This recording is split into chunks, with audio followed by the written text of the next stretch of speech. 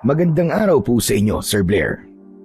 Lalong-lalo na po sa mga giliw ninyong tagapakinig at taga-suporta sa inyong YouTube channel. Ang kwento pong aking ibabahagi ay nangyari taong 1965. Ako po ay isang nangungunang tanod sa aming baryo sa probinsya ng Capiz. Pero isa rin po akong barumbadong tanod na palaging inilalagay sa aking kamay ang pagpaparusa sa mga taong nahuhuli kong nagkakasala sa batas sa aming barangay. Ang pagiging magagalitin ko po ang madalas na inirereklamo sa akin ng mga tao.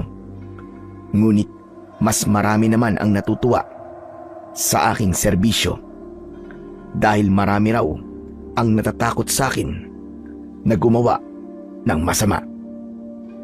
Hanggang isang araw ay binulabog kami ng isang biktima ng kakaibang aswang.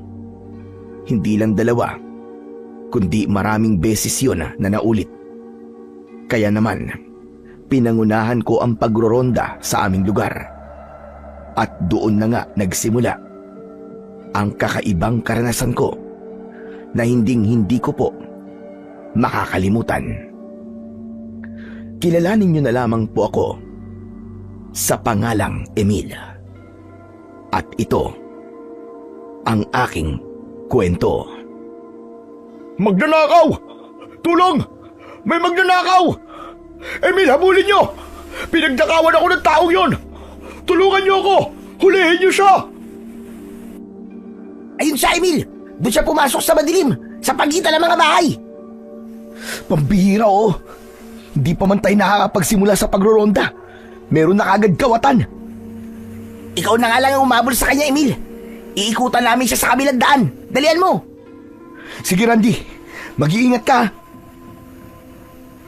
Magkaibang direksyon ang tinahak namin ng aking kaibigan na si Randy. Madilim ang paligid. Tanging ang liwanag lang mula sa sulo ang nagsisilbing tanglaw namin sa daan. Habang sinusundan ko ang magnanakaw, panay rin ang linga ko sa paligid. Nagkagulo ang mga aso dahil sa ingay ng yabag ng aming mga paa. Kaya naman, ang mga taong natutulog ng oras na yon ay kanya-kanyang bukas ng ilaw upang matulungan kami sa paghahanap sa magnanakaw. Maya-maya pa ay may sumalubong sa amin na isang lalaki na nagtutulak ng kariton. May laman yon na bote at lata. Nang lumampas siya sa akin, bigla kong kinabahan at nagkaroon ng hinala sa lalaki. Kaya tinawag ko siya at tumigil ito sa pagtutulak ng kariton. Hoy, ikaw! Teka, sadali lang! Hindi kagad sa akin tumingin ang lalaki. Kaya naman, nakakunot ang aking noo na itinutok ko sa kanya ang hawak kong batuta. Sakto rin na dumating ang pangkat ni Randy at sinabi nitong wala itong nakitang lumabas na kahina-hinalang lalaki sa iskinitang pinag-ikutan nila. Kala mo huwag ka nang magpanggap na nagtatrabaho ka ng ganitong oras ng gabi. Maluloko mo ang ibang tao, pero hindi ako. Kilala mo ko, hindi ako marunong magpasensya. Kaya mabuti pa umamin ka na. Ikaw ang lalaking nanggaling sa bahay ni Mang Omar. Tama ba? Mas lalong lumakas ang aking hinala nang biglang nanginig ang tuhod ng lalaki habang hindi pa rin ito nagsasalita at hindi pa rin makatingin sa akin. Ang mabuti pa, umamin ka na kung ayaw mo masaktan. Talaga bang hindi ka magsasalita, ha? Akma ko sanang ipupukpok ang batuta ko sa ulo ng lalaki nang bigla itong lumuhod sa aking harapan habang nakadaop ang dalawang kamay. Nakikiusap ito na paniwalaan siya na wala siyang kasalanan. Wala raw siyang kinukuhang pera kay Mang Omar. Ano ka mo? Ano ako, tanga? Hindi ako naniniwala sa'yo. Kung wala kang kasalanan, bakit ka tumakbo, ha? Dinakot ko ang damit ng lalaki para siya ay itayo. At dahil maikli lamang ang aking pasensya, sinikmuraan ko siya gamit ang aking batuta na milipit ito sa labis na sakit. Alam mo bang ang pinakaayaw ko sa lahat ay yung nagsisinungaling sa akin, ha? Nagnakaw ka ng pera, kaya nararapat lamang sa'yo na ikulong nang hindi ka na pamarisan pa ng iba. Akma ko sanang hihilayin ang lalaki para dalhin sa barangay. Pero mas lalo siyang nagmakaawa sa akin. Napakinggan ko ang paliwanag niya. Huwag ka nang magpaliwanag. Lumang style ganyang istorya eh. Hindi mo ako mapapaniwala na buwisit ka. Kaya sumama ka na lang sa amin. Huwag ka nang marami pa sinasabi. Dahil nakipagmatigasan sa akin ang lalaki, tuluyan nang naubos ang aking pasensya. Pinalo ko siya ng maraming beses sa tiyan gamit ang aking batuta. Namilipit uli siya sa labis na sakit. Hindi pa ako nasiyahan. Pinitpit ko ang kanyang kamay. Agad naman na umawat sa akin si Randy. Emil, tama na. Tama na yan. Tama na sabi. Maawa ka naman sa tao. Paano? Kung nagsasabi pala siya ng totoo, di ba? Randy, pwede ba? Bitiwan mo kamay ko. Ang magnanakaw lahat sila sinungaling yan. Magkakambal ang dalawang yun eh. At mahusay gumawa ng kwentong mga yan. Kaya huwag kang maniniwala sa kanya. Sige na. Bitiwan mo na ang kamay ko. Kailangan natin siyang dalhin kay Mang Omar. Nang marinig ng lalaki ang pangalan ni Mang Omar, bigla itong napaluhod sa lupa at yumakap ng maigpit sa aking hita. Naramdaman ko ang panginginig ng kanyang kamay at pagbakas ng takot sa kanyang muka. Nakikiusap na siya ay palayain at wag nang dalhin kay Mang Omar. Pero dahil naniniwala kong magdanakaw nga ang lalaking yon, hindi ko siya pinakinggan.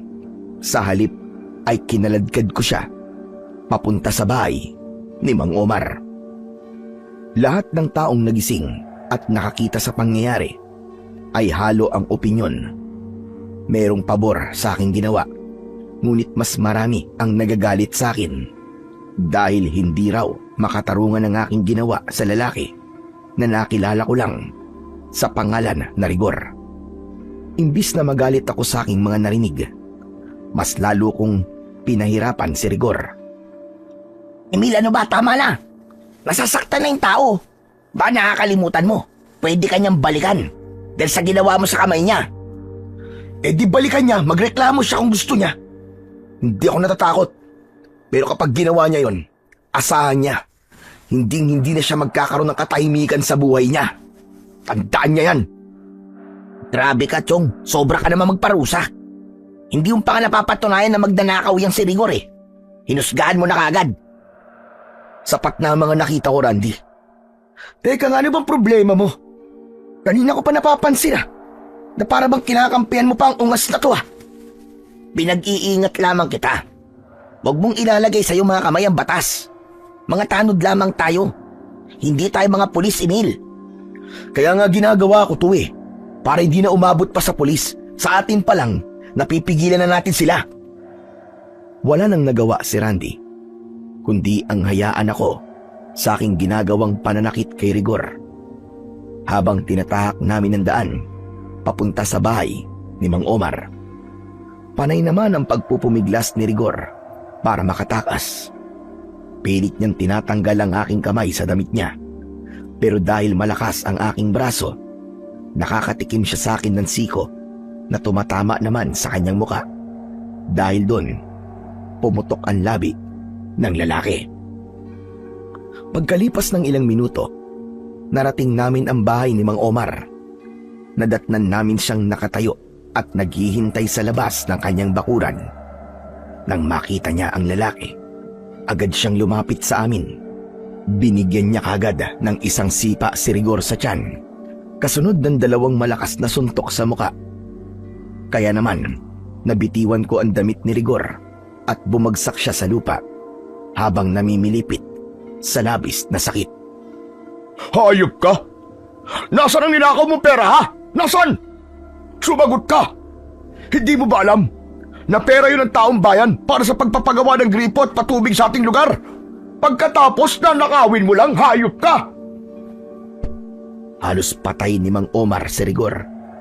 Hindi naman makasagot ang lalaki dahil sa labis na panghihina.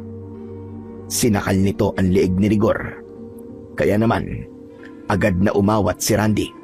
Teka, Mang Omar, tama na po, tama na! Baka naman mapatay niyo na si Rigor. Wala naman kaming nakitang pera sa kamay niya eh. Pati sa bulsa niya, wala. Baka naman po, nagkakamali lamang po kayo. Hindi ako maaaring magkamali. Nakita ko ang hayop niya na nanggaling sa aming kusina. Pagkatapos, nantignan ko ang kaha. Aba, wala nang pera ko ron. Pasensya na po kayo. Pero, kapag wala po kayong ebidensya, hindi natin maaaring patawan ng parusa si Rigor eh. Karapatan niyang ipagtanggol ang kanyang sarili. Teka nga, sandali nga lang, Randy. Sinasabi mo ba na baka nagkamali kami ng panghusga sa kanya, ganun ba? Wala naman akong sinasabing ganon, Emil. Ang ibig ko lamang sabihin ay huwag tayo magpapadalos-dalos ng desisyon. Lalo na't sinasaktan nyo na si Rigor eh. Maaari kayo sampahan niyang kaso niyan. Kung ganun, dapat pala pinatay ko na lang siya habang nasa loob siya ng pamamahay ko. Para may ebidensya. Pambihira, nakita niyo naman, di ba? Nanggaling siya sa bahay ko eh. Hindi ko naman siya kaano-ano para maglabas-masok siya sa pamamahay ko.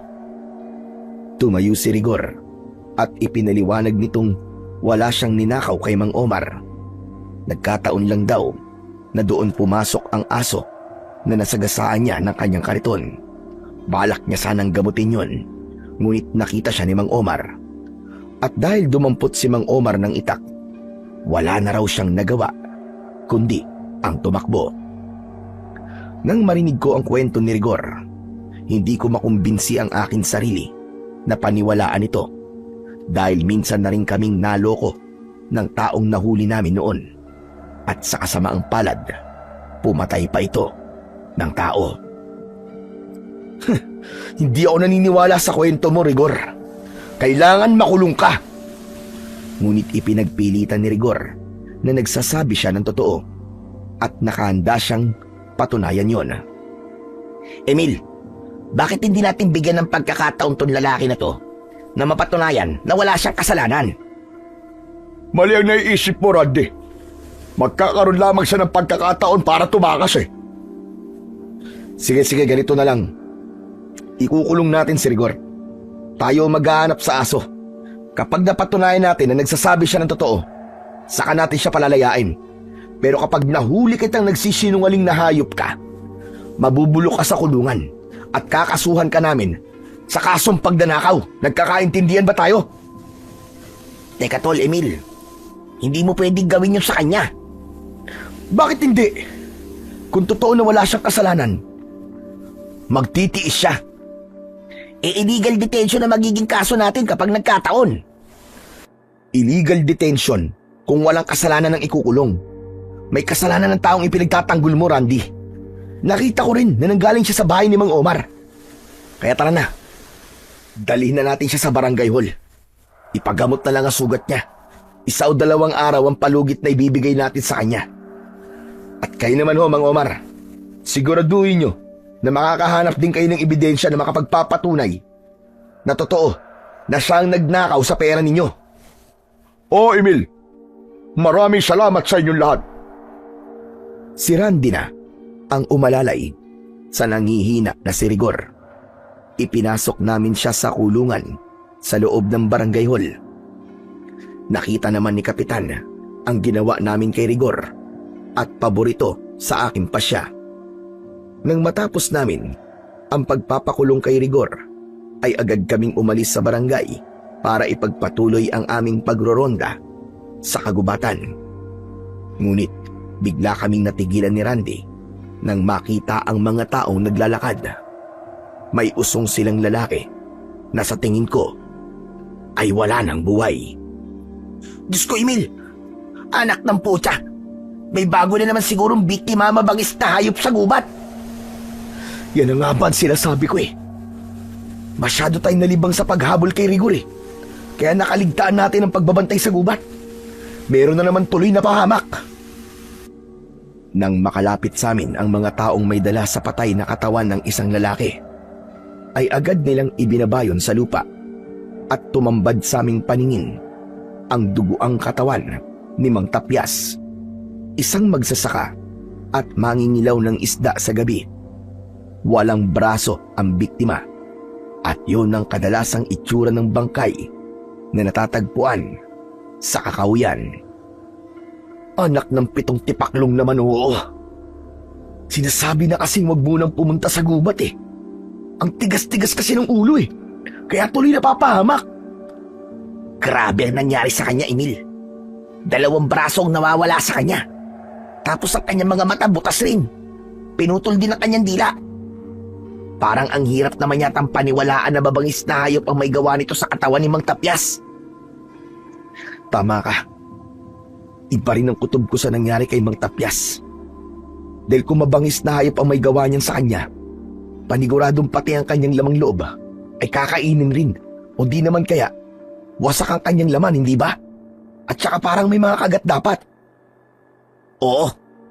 Sa palagay ko kakaibang nilalang ang kalaban natin dito. Kailangan natin ng mas lalong pag-iigpit sa Carpio. Paano nga mangyayari yon, Randy? Matitigas ang ulo ng mga tao dito sa atin eh. Kapag may napapahamak na, sa atin naman ang tambak ng sisi. Samantalang di naman tayo nagkulang sa kanila ng pagpapaalala. Pagkatapos naming suriin ang katawan ng biktima, ay nagsimula na kaming maglakad papunta sa Kakahuyan. Hinayaan naming si Kapitan ang umasikaso sa bangkay ng biktima. Kagaya ng inaasahan, wala kaming nahanap na mabangis na hayop na magsasabing yun ang may gawa kay Mang Tapyas. Ngunit sa isip ko, naroon ang pagdududa.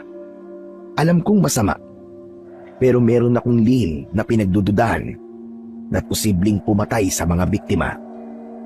Ang masakit, sarili ko pang ama.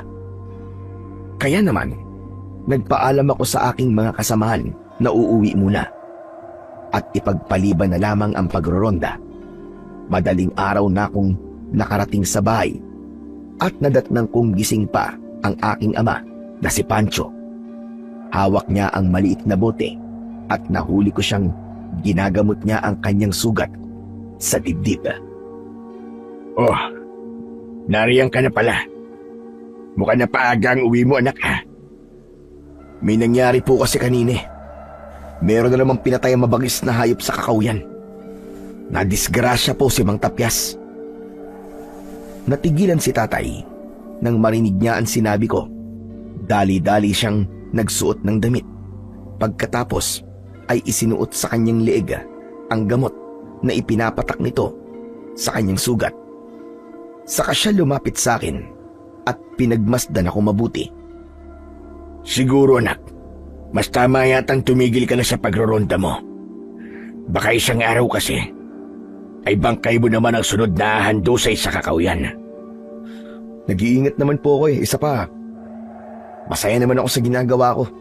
Lalo na nang makahuli ako ng magdanakaw kanina. Nabalitaan ko ang ginawa mo kay Rigor. Maling-mali ang ginawa mo, anak. Hindi mo sana siya sinaktan. Paano kung totoong wala siyang kasalanan? Paano rin po kung may kasalanan talaga siya? Tsaka hindi po yun ang totoong dahilan kung bakit napaaga ang pag-uwi ko. Gusto ko lang pong magtanong sa inyo kung lumabas ba kayo ng bahay kagabi. Teka nga, sandali lang. Bakit mo naman naitanong yan, anak? May sugat po kayo, tay. Saan niyo po nakuha ang sugat niyo? Sa kalmot ng pusa. Sarap-sarap kasi ng tulog ko. Dumating ang barakong pusa at inaway ang pusa mo. Doon sila naglaban sa country ko. Kaya nadamay ako sa kalmot nila. Teka ka. Sa tono ng pananalita mo parang may iba ka pang ibig sabihin ha. Wala naman po, tay. Kung nag-aalala kayo sa akin, mas nag-aalala po ako sa inyo. Pakiramdam ko po kasi, umaalis kayo ng bahay tuwing gabi. Ay nako, guni-guni mo lamang yun anak. Saan naman ako pupunta ng ganong oras, di ba? Para bang sinabi mo na rin na aswang ako. Bigla kong natigilan sa sinabi niyo ni tatay. Nagulat ako nang nalaman niya kung ano ang nasa isip ko. Maya-maya pa ay napatingin ako sa putol niyang braso. Bumundol ang kaba ko sa aking dibdib at nahawakan ko ang palawit ng aking kwintas. Oh, bakit natigilan ka? Tama ba sinabi ko? Hindi naman po, tay. Ano bang tumatakbo sa isip mo, ha Emil? Wala po, tay. May naalala lamang po ko. Huwag ka nang mag-isip ng kung ano-ano. Ang isipin mo ay ang taong nahuli mo kanina. Suriin mong mabuti ang taong yun. Baka magkamali kayo sa panghusga at makalaya ang totoong may sala. Teka, tay. Ano po bang ibig niyong sabihin? Kapag pera ang pinag-uusapan, parang ugat yan ng puno eh.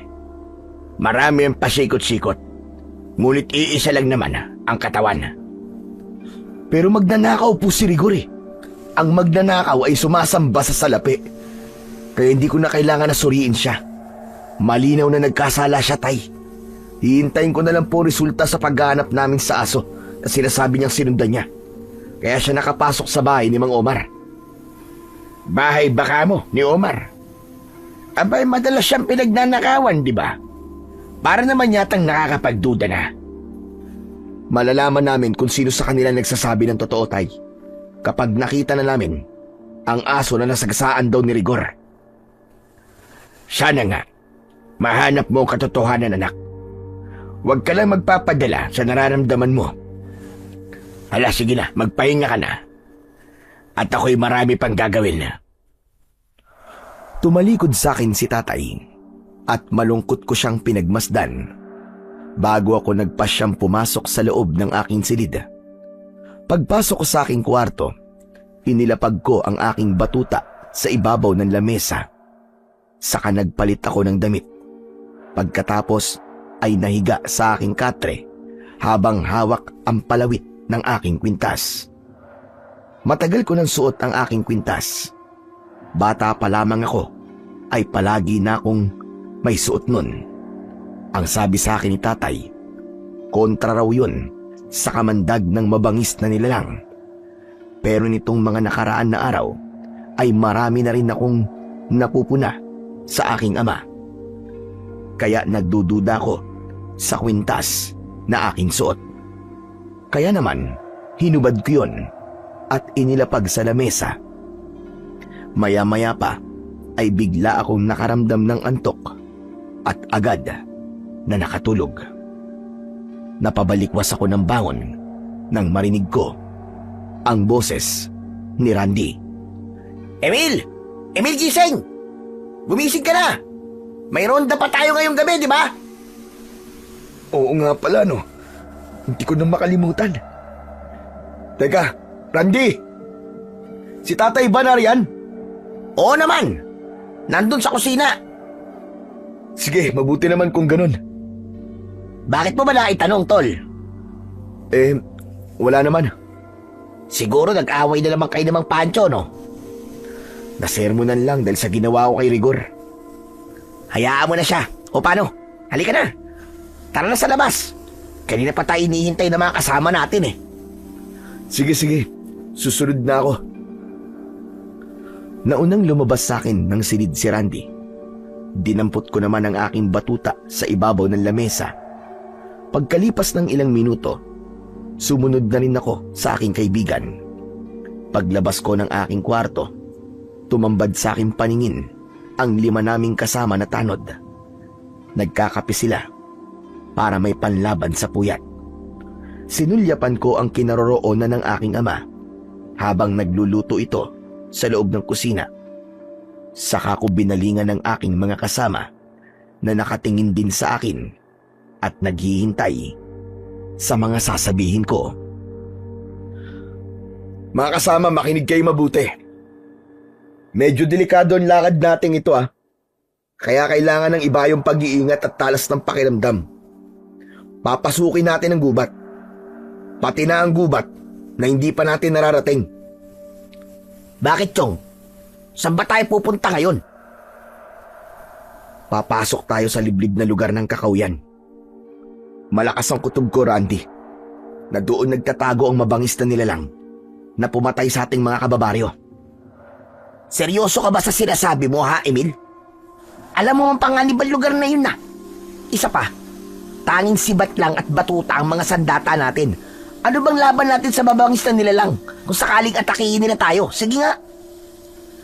Kapag marami tayong magkakasama, Randy, mahihirapan silang umatake sa atin. Kaya sikapin natin na hindi tayo magkakahiwa-hiwalay kapag nagro-ronda tayo. Dahil kung paiiralin natin ang takot sa mabangis na nilalang na yun, mas marami pa ang buhay na mawawala sa mga kababaryo natin. Isa pa, meron na tayong kasanayan sa paggamit ng sibat. Kaya hindi na sila uubra kung sakali man na umatake sila. Pero Chong, mahirap asahan ang sibat Ano bang gusto mong sabihin na, Randy?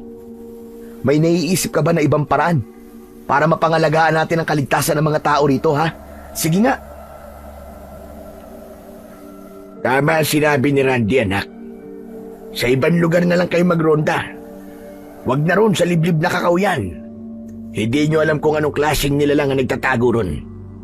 Paano naman ang mga buhay ng mga kasama mong tanod? Sige nga, anak, mag-isip ka. Napatitig ako ng matagal sa mukha ng aking ama nang lumabas siya mula sa kusina at sumali sa aming usapan.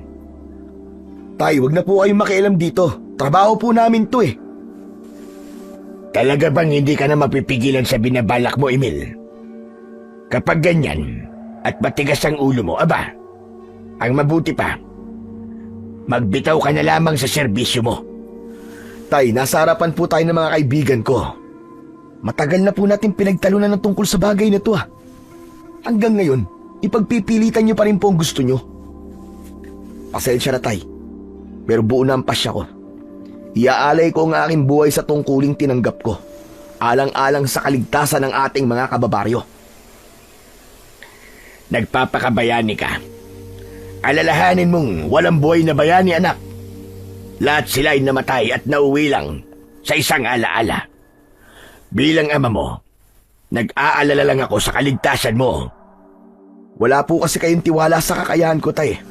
Pati na po sa aking mga kasama. Nang sabihin ko yun, ay kanya-kanya namang pagsang-ayon ng aking mga kasamang mga tanod. Sinabi nila sa aking ama na iisa ang layunin namin at handa silang lumaban para sa kaligtasan ng aming mga kababaryo.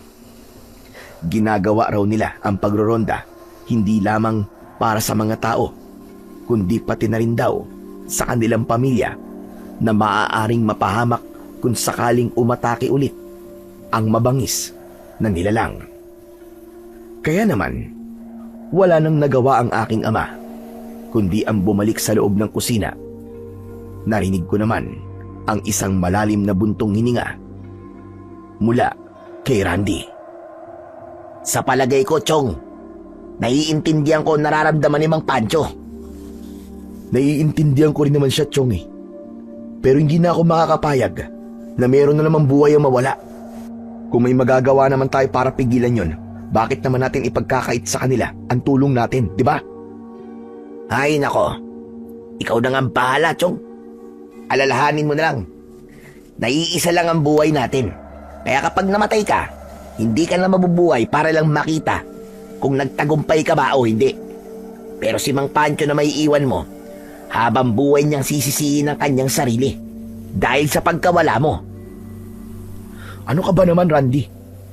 Hindi ako mamamatay. Ligtas tayo makakauwi sa mga bahay natin. Isa pa, kung totoo nga na nag-aalala sa akin si tatay, ipagdasal na lamang niya ang kaligtasan natin. Sinadya kong nilakas ang aking boses upang iparinig sa aking ama ang mga sinabi ko. Dahil sa kaibuturan ng aking puso, naroon din ang pag-aalala. Hindi para sa nilalang na makakalaban namin, kundi sa maaari kong matuklasan tungkol sa aking ama. Natatakot akong baka totoo ang hinala ko na aswang nga si tatay. Maya-maya pa ay nagpaalam na ako sa aking ama. Tay, sige po. Aalis na po kami. Mag-iingat po kayo rito. At huwag po kayo lumabas ng bahay, ha? Hindi ako nakatanggap ng tugon mula kay tatay. Nanatili siyang tahimik sa may pintuan ng aming kusina. Naunang lumabas ang aking mga kasama. Sunod si Randy, habang ako naman ay sumulyap pa sa aking ama na malungkot na nakatingin sa akin.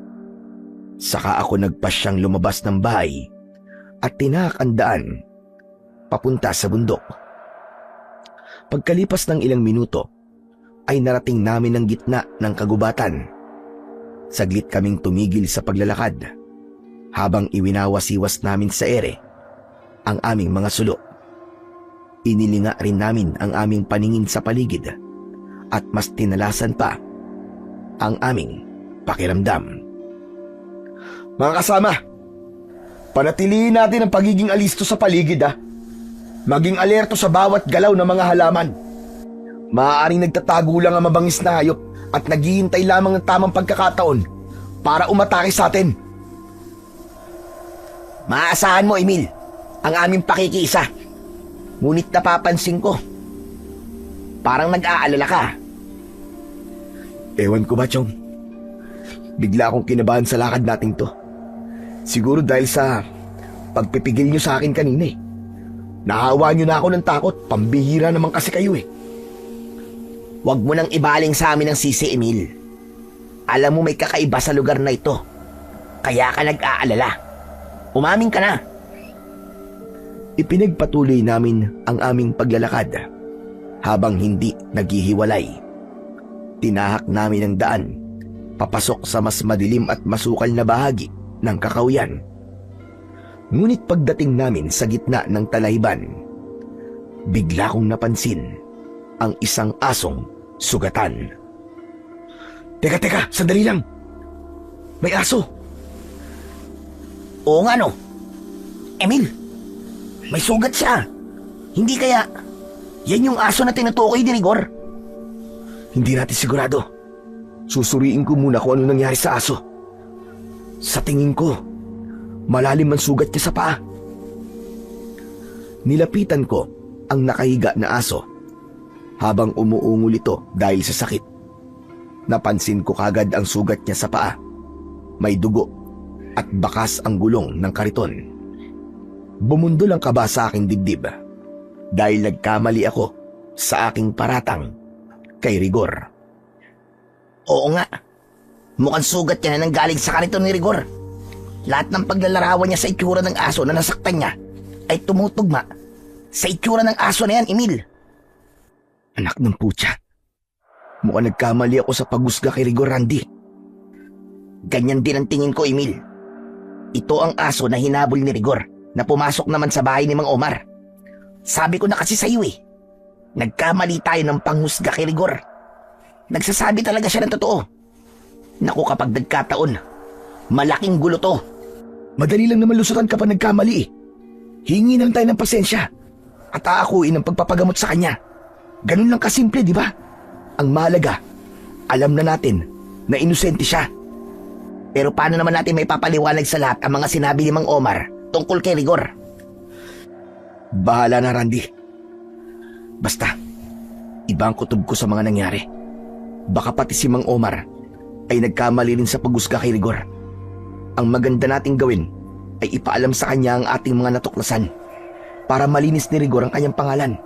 Malay mo naman kung ibang tao pala ang totoong kumuha sa pera ni Mang Omar, di ba? At pwede rin naman napalabas lang ang lahat, Emil, para lusot ang pagnanakaw ni Mang Omar at iba ang paghinalaan. Kung hindi pa umangil ang aso, ay hindi namin maaalala ang tungkol sa sugat ng hayop. Kaya naman, mabilis kong pinunit ang laylayan ng aking damit at itinali ko yun sa paa ng aso. Pagkatapos ay binuhat ko ang aso at isinama ko siya sa aming pagroronda. Pagkalipas ng kalahating oras na paglalakad, narating namin ang Kakawyan. Sa may bandang malapit sa ilog, bigla akong natigilan at napalinga sa paligid. Bakit yun, Emil? Bakit ka tumigil? Nararamdaman kong hindi lang tayo naririto sa loob ng gubat na to. Ano? Teka, ano bang ibig mong sabihin? Maalinsangan ang paligid. Mabaho ang singaw ng hangin. Natitiyak ko na merong ibang nilalang na nagmamatiyag sa atin. Dahil sa mga sinabi ko, naging alerto sa paligid ng aking mga kasamang tanod. Itinutok nila ang kanilang sibat at sulo sa bawat paligid namin. Ibinaba ko naman ang aso sa lupa at mahigpit kong hinawakan ang aking batuta. Ang iba ko namang mga kasama ay bumakas ang takot sa kanilang muka. Mga kasama, huwag kayong matakot. Kapag magkakasama tayo, hindi sila kagad makakaatake. Isa pa, may kasanayan na tayo sa paggamit ng sibat.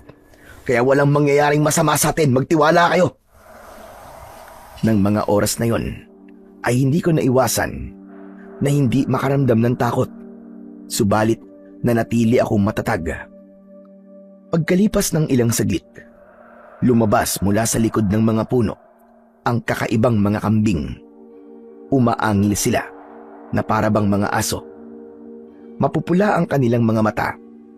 Panay rin ang kaskas ng unahan ng kanilang mga paa sa lupa na parabang naghahamon ng away. Napaatras ang aking mga kasama at hindi inaalis ang aming paningin sa mga nilalang. Ang aso naman ay panay ang tahol sa mga ito.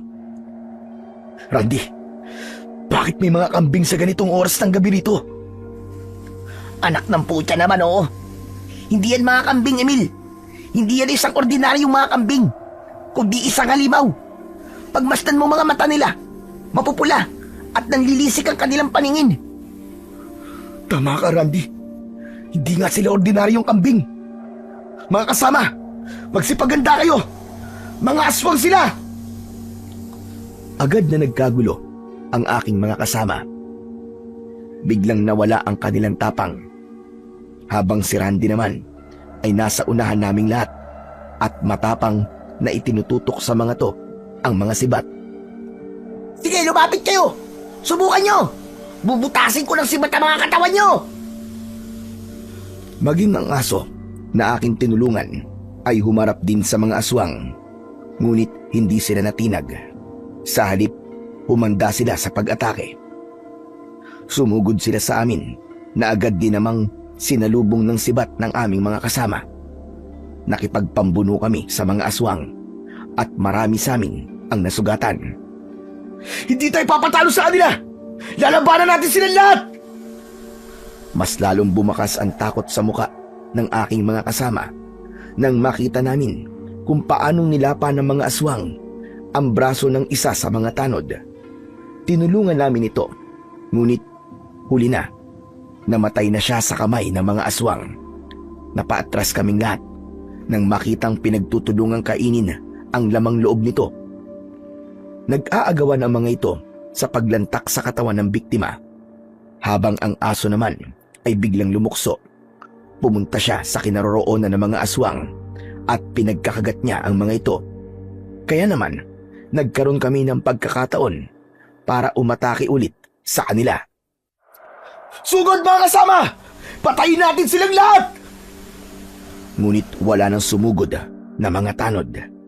Lahat sila ay takot na binitiwan ang kanilang mga sandata at kumaripas ng takbo. Naiwan kami ni Randy, pati na ang ibang tanod na namatay sa labanan. Sa muli kong pagharap sa mga kalaban, bigla kong inatake ng isang aswang. Tinamaan ako ng kagat sa aking balikat. Ah! Ang sakit! Tulong! Tulungan mo ako, Randy! Nang lumingon sa aking gawi si Randy, ay bumakas ang pag-aalala sa kanyang muka. Lalo na nang makita niya ang kambing na nakakagat pa rin sa aking balikat. Lumapit sa akin si Randy at agad niyang itinarak ang sibat sa leeg ng aswang na kambing. Sa kanya ko inalalayan na tumayo. Diyos ko, may sugat ka, Chong. Kailangan magamot ka agad yan. May kamantagang aswang at maaari ka mapahamak.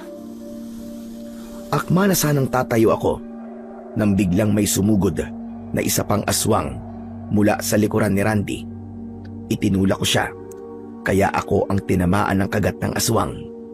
Bumaon ang kanyang pangil sa aking braso. Bumulwak ang dugo mula sa aking sugat. Mabilis na kumilos si Randy. Agad niyang isinaksak sa likod ng aswang ang sibat. Bumagsak sa lupa ang nilalang habang nagkikikisay ang katawan. Ang aso naman ay panayang tahol sa bagong dating na mga aswang. Anong gagawin natin, Emil? Marami sila. Sugatan ka pa. Hindi natin sila kayang labanan. Huwag ka matakot, Randy. Kailangan natin lumaban para ipagtanggol ang ating buhay. Pero Chong, malakas sila. Huwag na tayo lumaban sa mga aswang na yan. Tumakas na lang tayo. Ikaw na lang ang tumakas, Randy. Humingi ka ng tulong kay Kapitan, bilisan mo. Ako nang bahala rito, sige na. Hindi pwede yun, Chong. Hindi kita iiwan dito. Sige na, Randy. Iwan mo na ako rito. Isama mo ang aso. Ako nang bahala rito, kaya ko na to, sige na. Pero Chong, may sugat ka. Hindi ka makakalaban sa kanila na maayos. Mapapahama ka lang, mamamatay ka rito. Kaya nga pinapatakas na kita para humingi ka ng tulong, bilisan mo na lang. Sige na, para makabalik ka agad dito. Ay naku, anak ng puta naman oh. Ang tigas naman ang ulo mo eh. Sige na, Chong. Umalis ka na. Hindi pa man nakakaalis si Randy, ay bigla na itong nilukso sa likod ng isang nilalang. Bumagsak ang mga ito sa lupa, kaya naman agad ko siyang tinulungan at inatake ko ng palo ang aswang gamit ang aking batuta. Dala ng labis kong galit, binayo ko ng palo ang muka ng aswang hanggang sa madurog ang kanyang bungo.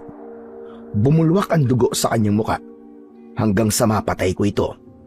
Mabilis akong tumayo at lumapit sa kaibigan kong si Randy. Randy, ano?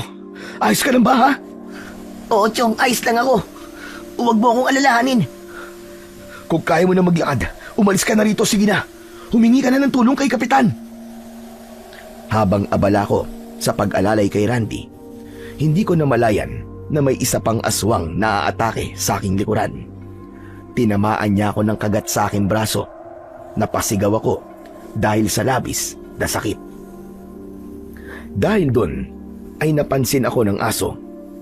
Kinagat niya ang aswang at iwinasiwas niya ang kanyang ulo habang nakabaon ang kanyang mga pangil sa balikat nito. Napaluhod sa lupa ang aswang habang umaangil.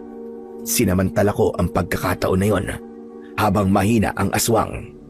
Dinampot ko ang sibat ni Randy, saka ko itinarak sa tagiliran ng aswang. Namnamin mo!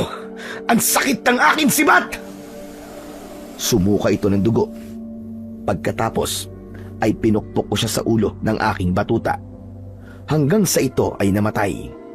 Si Randy naman ay bumangon at dahan-dahang umalis sa lugar na yon.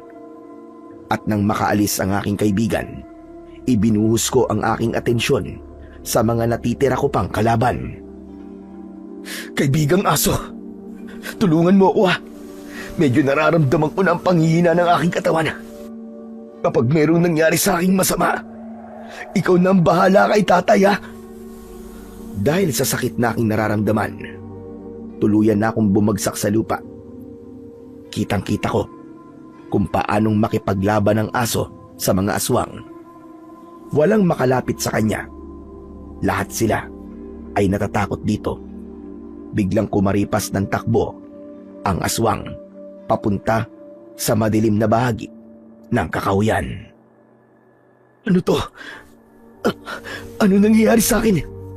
Bakit ganito ang pakiramdam ko? Hindi ko makontrol ang aking katawan. Naninigas ang panga ko. Diyos ko. Kayo na po ang bahala sa akin. Habang naghihirap ako sa sakit, napansin ko ang kulay puting aso na dahan-dahang lumalapit sa akin. Nakatingin siya sa aking muka hanggang sa tuluyan na akong nawalan ng malay. Kinabukasan, Maliwanag na ang paligid nang ako ay magising. Napansin ko ang sawaling dingding sa silid na aking kinaroroonan. Sumalubong sa aking pang-amoy ang pamilyar na amoy ng dahon ng artamesa at bulaklak ng sampagita. Kasunod ng mahinang pagbayo sa lusong na gawa sa kahoy. Nang magmulat ako ng aking mga mata, napansin ko ang isang matandang lalaki. Maputi ang kanyang buhok at abala siya sa pagpipiga ng gamot na ipinapatak naman niya sa aking mga sugat. Dahan-dahan akong bumangon at inalalayan ako ng matanda para makaupo. Nasaan po ako? Nandito ka sa bahay ko. Tatang, sino po kayo? Ako si Sator. Lolo Sator na lamang ang itawag mo sa akin. Ako ang nagmamayari sa kulay puting aso na tinulungan mo. Siya ang humingi ng tulong sa akin para iligtas ka.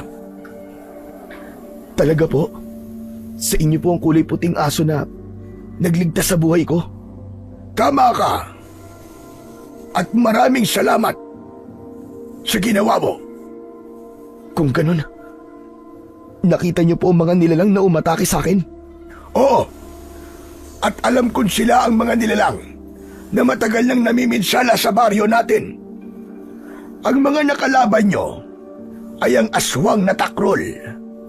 Sila ang kalahi ng mga aswang na tabawo. Hindi ko po alam, Tatang, na sa kakahuyan po pala nagkukuta ang mga aswang na takrol. Ngunit, anong ginagawa nyo sa lugar na yun? Bakit kayo pumasok sa kanilang pugad? Isa po akong tanod, Lolo Sator. At may hinahanap po kaming nilalang na matagal nang pumapatay sa mga tao. Pero wala kayong sapat na sandata laban sa kanila. Lubha silang mapanganib. Kaya hindi nyo dapat isinusugal ang inyong buhay para sa kaligtasan ng ibang tao. Lalo na kung kulang na kulang ang inyong puwersa. Mabuti na lamang at naipagtanggol kayo ng aking alagang aso. At ito lang ang iyong tinamong sugat. Hindi mo ba alam na maaari mong ikamatay ang kamandag na mga aswang na takrol? Hindi ko po alam, Tatang. Pero naranasan ko pong epekto ng kagat nila sa aking katawan. Kaya nga po nawalan ako ng malay dahil sa labis po na sakit. Ay, teka, sandali lang po, Lolo Sator. Ano po ba ang kakayahan ng mga aswang na takrol? Pambihira ang kanilang kakayahan. Dahil kaya nilang tumagal sa init ng araw. Kaya nilang magpalit-palit ng anyo bilang kambing at kalabaw. Kaya mahirap silang talunin at puksain. Pero imposible naman po na wala pong sandata na makakatalo po sa kanilang puwersa. Isang sandata lang ang makakatalo sa kanilang puwersa. Yun ay walang iba kundi ang mahiwagang batuta na may mutya ng aso. Ano? Batuta na may mutya ng aso? Oo, mutya ng aso na taglay ng batuta na magagamit mo laban sa kanila. Gaano po ba karami ang mga aswang na takrol? Ang totoo niyan, paubos na ang lahi ng mga takrol. Kaya nga mas lalo silang nag-iingat. Nagtatago sila sa mga tao. Naniniwala ako na nanggagaling sila sa kabilang mundo. At nang makatikim sila ng karne ng tao, saka lamang lumakas ang kanilang kapangyarihan. Siya nga ho pala, Lolo Sator. Maraming salamat po sa paggamot niyo po sa aking mga sugat. Walang anuman yun, iyo. Masaya akong nakatulong sa iyo. Kapalit ito sa ginawa mong pagtulong din sa aking alagang aso. Ang totoo po niyan, kaya ko po tinulungan ng alaga niyong aso ay dahil po sa isang tao, si Rigor. Pinagbintangan ko po siyang magnanakaw. Malaki po ang kasalanan ko sa kanya. Pero napatunayan ko po na inosente siya at walang kasalanan. Kung alam mo na ang iyong kasalanan, gumawa ka ng paraan para itama ang iyong pagkakamali upang wala ka ng masira na buhay. Gawin mo kung ano ang nararapat batay sa iyong tungkulin. Opo. Salamat po ulit, Lolo Sator. Ay, teka, sandali lang po. May isa pa po pala akong tanong. Sige, ano yun, Emil?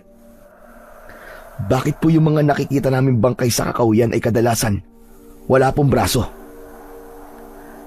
Sinadya ng aswang na takrol na kainin ang braso ng kanilang mga nagiging biktima, pati na ang pagdukot sa kanilang mga mata at dila.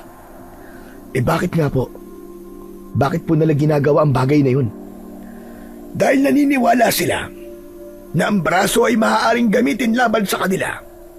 Ang mga mata naman ay maaaring gamitin para ilarawan ang itsura nila, at ang dila naman ay maaaring magsabi ng katotohanan tungkol sa mga aswang na kagaya nila. Ang ibig sabihin nun, gusto nilang inihiman tungkol sa kanilang pagkakakilanlan. Kaya ang lahat ng kanilang mga nagiging biktima ay pinapatay talaga nila, at sinisigurado nila na kung mabubuhay man ang kanilang mga biktima, ay walang makapagsasabi ng mga bagay tungkol sa kanilang lahi. Bumundol ang kaba sa aking dibdib nang marinig ko ang bagay na yon. Pagkatapos ng aming pag-uusap, ay saglit na umalis si Lolo Sator habang paika-ika ito sa paglalakad. Pagsapit ng tanghali, muling bumalik ang matanda. Ngunit may dala na siyang kulay berding tela at iniabot niya yon sa akin. Kunin mo ito, Emil. Ano po ito, Lolo Sator? Isang mahiwagang batuta yan na makakatulong sa iyo para labanan ng mga aswang na takrol. Teka, bakit po kayo may ganitong sandata? Dati akong tanod ng baryong ito. Matanda na ako. Hindi ko na kayang gamitin ang sandatang yan. Panahon na para magkaroon ng bagong tagapangalaga, ang mahiwagang batuta. At ikaw ang napili kong karapat-dapat na humalili sa akin. Teka. Bakit po ako, Lolo Sator? Sapagkat mabuti kang tao. Isa pa, mahalaga sa akin ang armas na yan. Minana ko pa yan sa aking mga ninuno. At hindi mo na itatanong. Meron ng 100 taon ang edad ng aking batuta. Kaya pakaingatan mo yang mabuti. At baka pag-interesan pa yan ng ibang tao. Ano po bang klaseng batuta ito, Lolo Sator? Pati na po ang bato sa hawakan nito. Yan ang tinutukoy ko sa'yo na mutya ng aso. Ano naman po ang kakayahan ng batuta na may mutya ng aso? Ang kakayahan ng mutya ay para malaman mo kung aswang ba o tao ang kaharap mo. Maliban na lamang kung aswang na ang iyong makakaharap ay may takila. Takila? Ano po yung takila? Ang takila ay isang mutya na pag-aari ng pinuno ng mga aswang na takrol. Pangontra yon sa agimat at anting-anting na taglay ng kanyang kalaban. Kaya mahihirapan ka malaman kung pinuno ba ng aswang ang iyong kaharap. Sinasabi niyo po ba na hindi basta-basta nararamdaman ng batuta ang presensya ng pinuno ng aswang? Oo. Kaya mag-iingat ka, Emil. Talasan mo ang pakiramdam mo sa mga taong nakakasalamuha mo. Maging alerto ka sa lahat. Salamat po, Lolo Sator, sa tulong ninyo. Salamat din po sa batuta na to. Hindi ko po ito tatanggalin sa katawan ko dahil higit ko po itong kailangan ngayon. Siya nga pala, may mga palatandaang lumalabas mula sa mutya. Kapag aswang ang iyong kaharap, ay biglang nagliliwanag ang bato. At kapag naman tao ang iyong makakaharap, ay walang magiging reaksyon mula sa batuta. Kaya palagi mo yang dadalin kahit saan ka magpunta para may proteksyon ka sa lahat ng pagkakataon. Sige po, Iingatan ko po ito, Lolo Sator. Marami po talagang salamat sa pagtitiwala niyo sa akin ng inyong sandata. Walang anuman. Siya nga pala, meron akong ipapakilala sa'yo. Sino po? Mula sa pintuan ay lumabas si Randy. Nanlaki ang aking mga mata habang nakatingin sa kanya. Teka, bakit po nandito si Randy? Siya ang aking apo. Siya ang aking apo na palagi mong kasama sa pagroronda. Hehe, pasensya ka na, Emil, ha? Kung di ko kagad sinabi sa'yo, naalaga namin ni Lolo Sator ang aso na iniligtas mo kagabi. Sa maniwala ka't sa hindi, Emil, ikaw ang inspirasyon ni Randy. Talaga po? Pero bakit? Ngayon ko lang po nalaman na may lolo pala si Randy. Pasensya ka na, tol. Hindi ko kasi madalas ikinikwento sa iba ang tungkol sa akin, Lolo. Ayoko magulo ang buhay namin eh. Lalo pa't alam ni Lolo Sator ang tungkol sa mga aswang. Huwag kang mag-alala. Wala namang ibang ibig sabihin kung bakit nagpakilala kami sa iyo. Layunin namin ni Lolo na matulungan ang mga tao. Pasensya ka na, Emil, kung kailangan kong magpanggap na walang alam tungkol sa mga aswang. Bakit mo yung ginawa, Randy? Dahil hindi kami maaaring magtiwala ng basta-basta sa mga tao. Ganun lang kasimple. Baka iba ang isipin nila. Baka mamaya niyan kami pa mapagkamalang mga aswang. Masira pa ang plano namin na sugpuin ang mga masasamang elemento sa baryo natin. Huwag kang mag-alala, Emil. Hindi kami masamang tao. Narito kami para tulungan ka at ang baryo. Tama si Lolo Sator, Emil. Handa kami makipagtulungan sa iyo, alang-alang sa kaligtasan ng mga tao sa baryo natin. Hindi ko alam kung matutuwa ba ako o magagalit sa aking mga natuklasan dahil nag-aalala ko para sa kahihinatnan ng pagkakaroon ko ng kapangyarihan. Pagkatapos na maipaliwanag sa akin ni Lolo Sator ang tungkol sa batuta at sa mga aswang, ay nagpasya na rin akong umuwi sa bahay kasama si Randy. Kalat na ang dilim sa paligid nang dumating kami sa bahay. Salamat, Chong, ha, sa pagtitiwala mo sa amin ni Lolo Sator. Bakit hindi ako magtitiwala sa inyo ni Lolo Sator? Iniligtas niyo ang buhay ko. Isa pa, wala naman kayong ginagawang masama eh. Mabuti ang layunin ninyo. Hala, sige na. Pumasok na tayo sa loob ng bahay at ikaw mismo ang magpaliwanag kay tatay ng tungkol sa mga nangyari sa atin sa gubat. Dahil kung ako lang, nako po, baka pagtalunan lang namin ang nangyari sa akin. Pagpasok namin sa loob ng bahay ay nagtaka ko dahil tahimik at isang gasera lang ang nakabukas. Parang wala yata si Mang Pancho, Emil, ah. Baka may pinuntahan lang siya. Sige na, maupo ka na muna dyan habang hinihintay natin si tatay. Naghintay kami ng ilang oras, subalit hindi pa rin dumating si tatay. Kaya naman, nainip na si Randy at agad na rin itong nagpaalam para bumalik sa kanilang bahay. Pagkalipas ng isa pang oras, ay dumating naman ang aking ama. Napansin ko kagad ang marami niyang sugat sa kanyang braso. Nang magtama ang aming paningin, ay bahagya pa itong nagulat at nagtaka. Diyos ko, kanina ka pa bang narito, anak? Ano nangyari sa'yo? Nag-alala ako, tinanap kita. Mabuti na lang pala't nakauwi ka ng ligtas. Saan ka ba nang galing, ha, anak? Teka tay, ang dami niyo naman po yatang tanong. Ako po ang dapat magtanong sa inyo kung saan po kayo nang galing. Bakit wala po kayo sa bahay?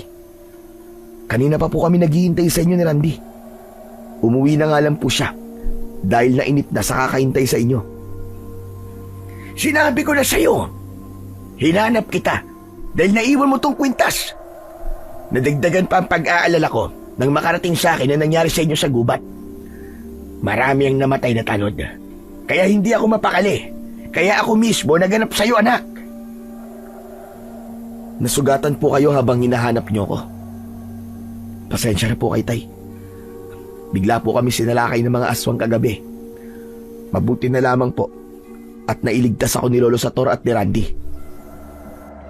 Si Randy nga ang nagsabi sa akin kagabi bago siya humingi ng tulong kay Kapitan.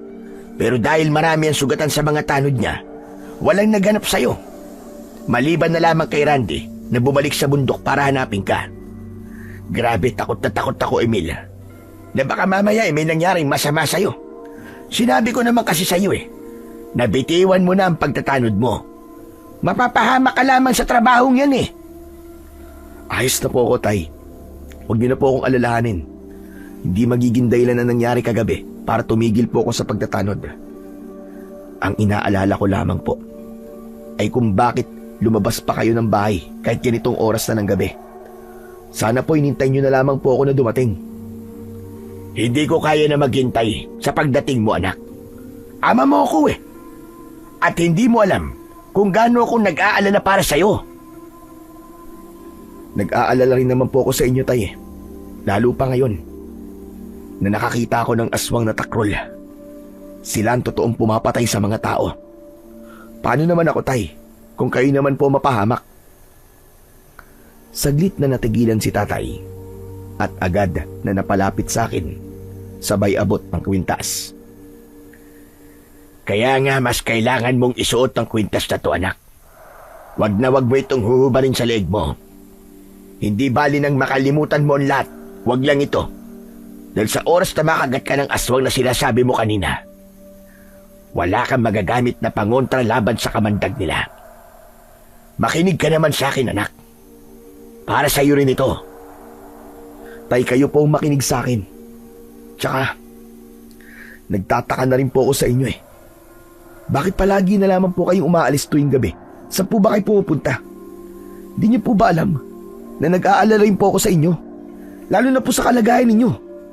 Paano po kung bigla po kayong atakihin ng mga aswang? Nag-iisa lang po ang kamay niyo, Tay. Ano po ang laban niyo sa kanila? Magtiwala ka sa akin, anak. Kaya ko silang labanan. Isa pa, hindi ko kayang mawala ka. Kaya naman kahit delikado, hinanap pa rin kita. Ayoko may mawala na naman tao sa buhay ko. Hindi ko nakakayanin ang sakit pag nagkataon. Naiintindihan ko naman po, Tay, na nag-aalala po kayo sa akin. Pasensya na rin po kayo. Pero sana naman po, kung meron po kayong itinatago sa akin, ang mabuti pa sabihin nyo na. Alam nyo naman po na ayoko nagsisinungaling po kayo sa akin. Hindi ako nagsisinungaling sa iyo, anak. Ayoko lang na nag-aalala ka sa akin. Hala, sige na. Magpahinga ka na muna at bukas na lamang tayo mag-usap. Hindi pa man ako halos nakakapasok sa loob ng aking silid nang bigla akong nakarinig ng malakas na ingay mula sa labas ng aming bahay. Nangingibabaw doon ang boses ni Mang Omar kasama ang taong bayan. Pancho! Emil! Lumabas kayo dyan! Harapin niyo kami! Nagkatinginan kami mag-ama at nagtataka dahil sa malakas na boses ni Mang Omar. Anak, sige na. Ako na lamang ang lalabas para harapin si Omar. Tay, wag na po. Baka kung ano lamang po yun Ako na lang po ang harap sa kanila. Hindi ko na hinintay ang sasabihin ni Tatay. Agad akong lumabas sa bahay at hinarap ko si Mang Omar. Tumambad sa aking paningin ang mga tao na may dalang sibat at sulo. Sila ang pansamantalang humalili sa mga tanod na namatay at nasugatan sa pagsalakay ng mga aswang. Nakita ko rin si Randy habang nakatayo sa tabi ni Mang Omar. Agad siyang lumapit sa akin. Randy, sandali. Ano ba ito nangyayari? Si Mang Omar kasi nakasalubong ko. May hinahabol silang aswang na dito raw tumakbo sa bahay ninyo.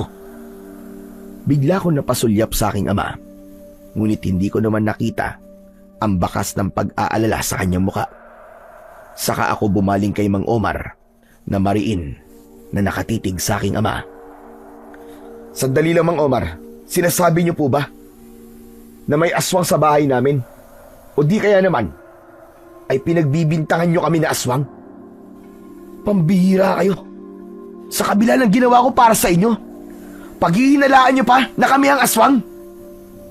Hindi naman sa ganun, Emil. Nagtatanong lang naman kami dahil dito namin nakita na tumakbo ang aswang Nalaman namin na mula sa inyong mga kasama na inatake kayo ng mga aswang kagabi. Kaya hindi nyo kami masisisi na hindi mag-alala. Kaya ginagawa namin ang lahat para mahanap ang aswang. Pasensya na po kayo, Mang Omar. Pero sa totoo lang, mahirap na pong paniwalaan ang mga sinasabi ninyo. Alam niyo na po siguro na nagkamali kami ng paratang kay Rigor dahil sa mga sinabi niyo tungkol sa kanya. At baka pati ang aswang na nakita niyong pumunta rito sa bahay ay baka gawa-gawa lang din ninyo. O baka naman, nagkakamali na naman kayo. Ano sabi mo? Sa tono ng pananalita mo parang sinasabi mo na nagsisinungaling ako ah. Kayo po ang nagsabi niyan, hindi ako. Ba't ginagawa mo ba ito? Para hindi namin isipin na aswang kayo, ha? Kita mo na?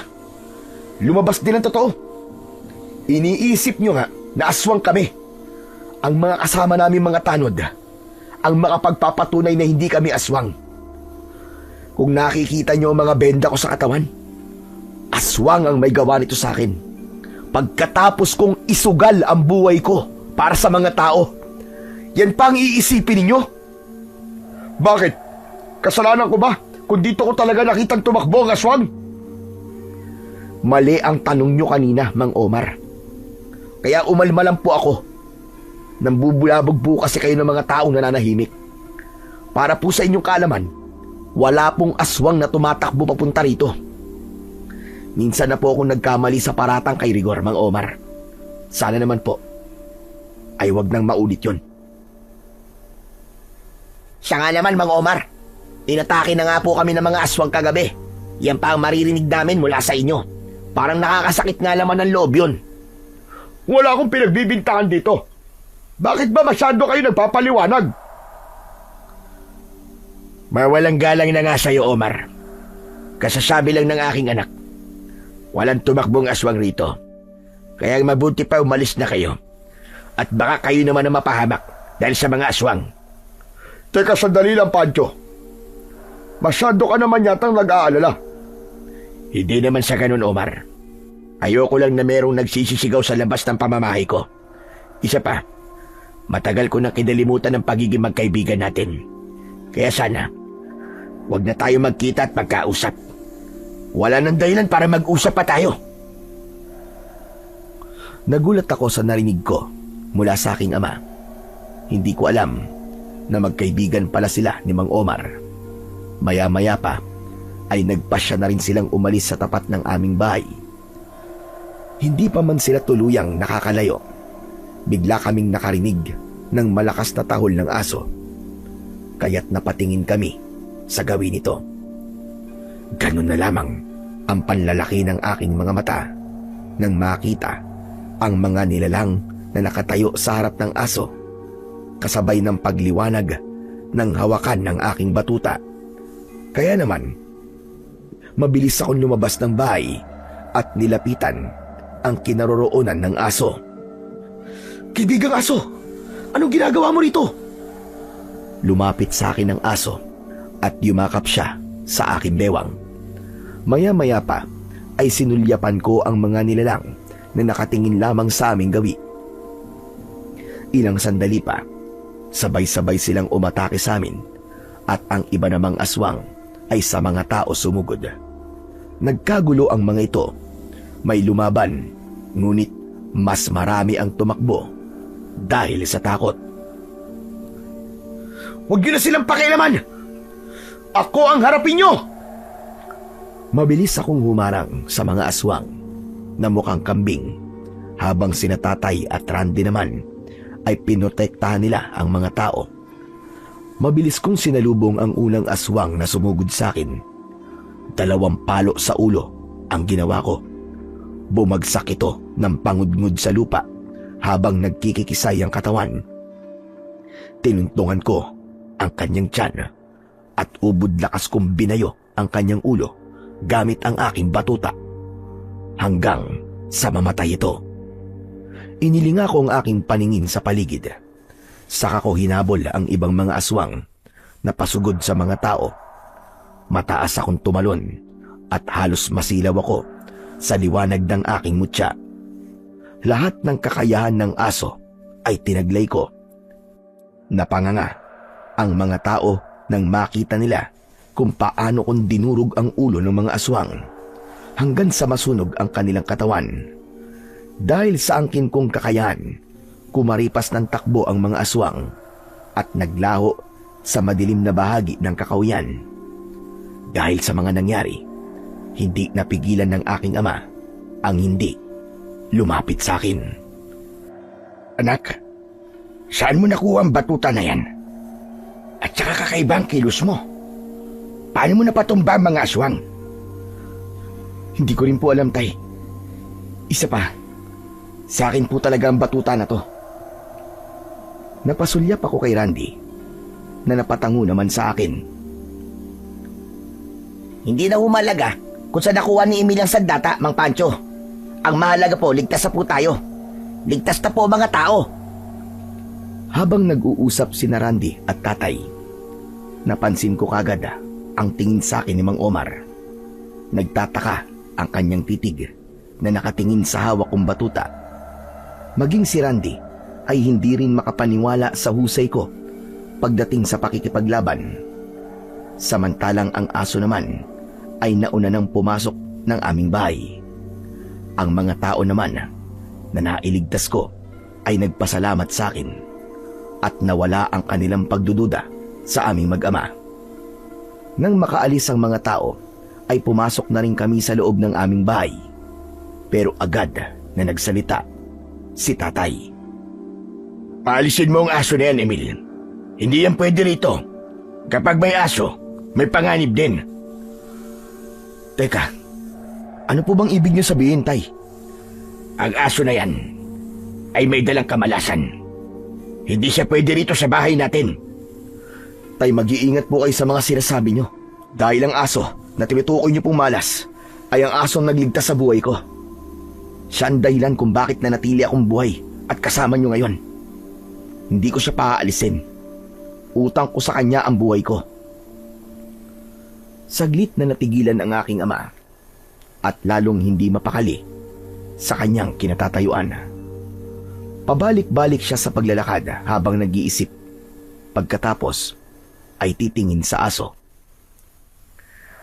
Para kasing nakita ko na ang aso na yan dati. At sa tuwing nakikita ko siya, may nangyayaring hindi maganda. Kaya nasabi kong may dala siyang kamalasan. Alaga ko po ang aso na yan, Mang Pancho. Kaya baka nagkakamali lamang po kayo. Kung ikaw ang nag-aalaga sa kanya, Randy, isama mo na siya sa inyo. Ayoko ng aso sa bahay ko. Teka, Tay, bakit ayaw niyo po ba ng aso? Dahil ba matalas ang kanyang pang-amoy? At nag-aalala kayo na baka ang aso na to ang makaalam ng sekreto nyo? Ganun ho ba? Napakunot ang noo ng aking ama at bumakas ang galit sa kanyang muka. Sa tono ng pananalita mo, para bang may ibig kang sabihin Wala po akong ibig sabihin doon, Tay. Nag-aalala lang ako sa panganib na dala ng aso na yan. Yun lang ang dahilan at wala nang iba pa. Sigurado po ba kayo nag-aalala lamang kayo sa panganib na dala ng aso? O nag-aalala po kayo na malaman ko na kayo ay isang aswang? At kayo ang aswang na nakita ni Mang Omar? Namula ang muka ng aking ama dahil sa galit. Hindi niya nagustuhan ang aking sinabi. Kaya naman, tumama ang kanyang kamao sa aking muka. Agad na pumagitna sa amin si Randy. Teka, Mang Pancho! Bakit niyo naman po sinaktan si Emil? Hindi na magandang lumalabas sa salita sa bibig niya. Kahit na po hindi niyo po dapat sinaktan si Emil. Isa ka pa. Umuwi ka na sa inyo, Randy. At baka kapag napahama ka rito, pati ang kamatayan mo ay isisi sa akin ni Emil. Hindi po yun mangyayari, Mang Pancho. Narito po ako para damayan kayo mag-ama. At para malaman ko na rin po kung nasa maayos kayong kalagayan. Nag-aalala po ako sa inyong dalawa, lalo na ngayon, na madalas ang inyong pagtatalo. At bakit ka naman nag-aalala sa amin? Hindi ka naman namin kadugo. Kaibigan ko po ang anak nyo. Kaya wala po masama kung mag-alala ko para sa inyo. Huwag ka nang makialam sa buhay namin mag-ama. Kaya sige na, makakaalis ka na. Huwag niyong pagsalitaan ng ganyan ang kaibigan ko.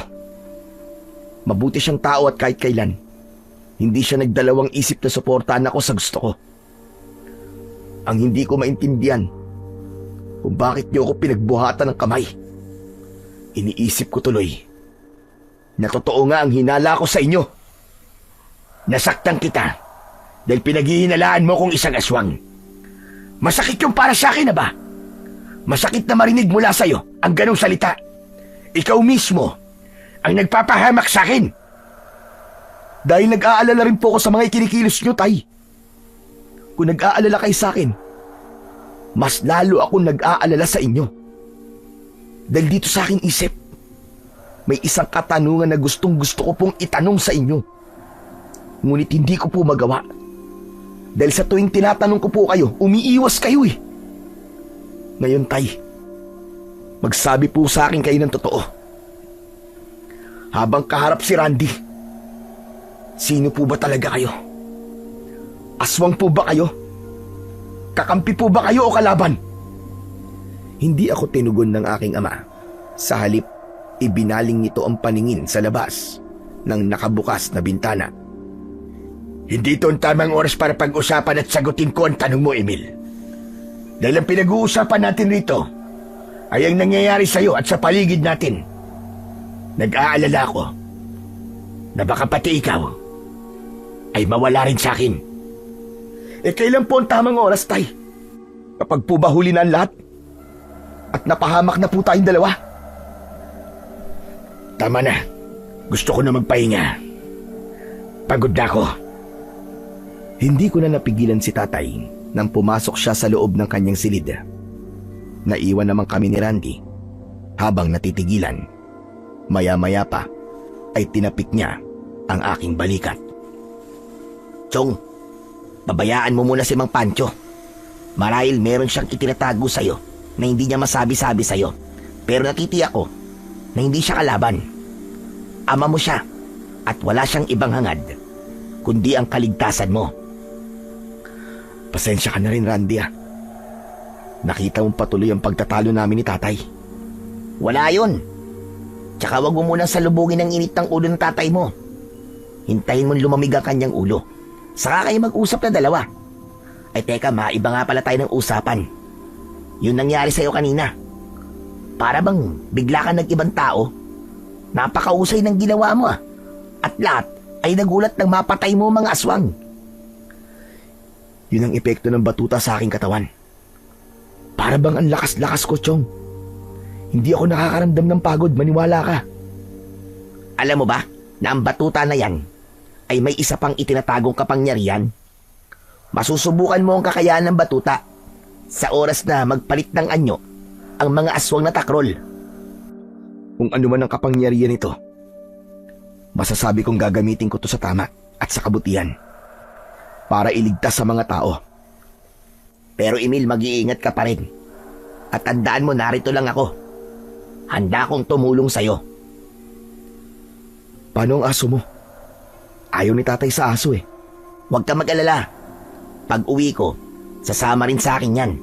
Isa pa, kaya naman ako naparito at napasama kay Mang Omar para siguraduhin ang kaligtasan nyo kung sakaling may gawin silang masama sa inyo. Mabuti na lang talaga at nakasalubong mo sila, Randy. Hala, sige na. Kailangan ko nang umalis. Isasama ko na rin si... Hindi na ituloy ni Randy ang pagbanggit sa pangalan ng aso dahil tumahol ito ng malakas. Sige na, Chong, umalis ka na. Mukhang naiinip na ang aso mo eh. Salamat ulit sa tulong mo, Chong, ha. Isang tango lamang ang itinugon sa akin ni Randy.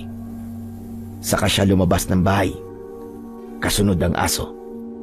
Pero bago sila tuluyang umalis, lumingon muna sa akin ang aso. Bakas sa kanyang mga mata ang lungkot. Nang mawala ang mga ito sa aking paningin, ay agad akong pumasok sa loob ng aking kwarto. Dala naman ng aking pagod, agad akong nakatulog. Kinabukasan ay nagising ako sa malakas na sigaw ni Tatay. Huwag niyong dalhin ang anak ko! Huwag! Nakikiusap ako! Huwag niyong patayin ang anak ko! Pakawalan niyo siya! Pakawalan niyo ako rito! Pakawalan niyo ako rito! Tay! Tay, gising! Tay, nananaginip po kayo! Tay, gising! Huwag! Huwag! Malakas na sigaw ang umalingaw-ngaw sa loob ng silid ng aking ama. Napabalikwas siya ng bangon habang butil-butil ang pawis niya sa noo at habol-habol ang kanyang hininga. Hinawakan ko ang kanyang kamay habang pinipisil ang kanyang palad. Bakas sa kanyang muka ang labis na takot. Tay, ano po bang napanaginipan niyo? At takot na takot po kayo. Hindi siya nagsalita. Sa halip ay yumakap siya sa akin ng maigpit habang umiiyak. Yun ang unang pagkakataon na nakita kong umiyak si tatay ng ganun. Kaya naman, bumundo lang kaba sa aking dibdib dahil sa pag-aalala. Tay, ano po ba nangyayari? Panaginip lang po yun. Ano ba kayo? Bakit kayo nagkakaganyan? Anak, patawarin mo ko kung wala akong kwentang ama para sa iyo. Tay, huwag niyo po sabihin yan. Tungkol po ba to sa tinanong ko po sa inyo kagabi? Hindi ito tungkol sa itinanong mo sa akin kagabi, anak. Tungkol to sa kaligtasan mo. Kaya wag mong tatanggalin ang kwintas mo. Napanaginipan kita na inatake ka ng mga aswang habang nakagapos ako. Tay, panaginip lang yun. Hindi po ako mapapahamak.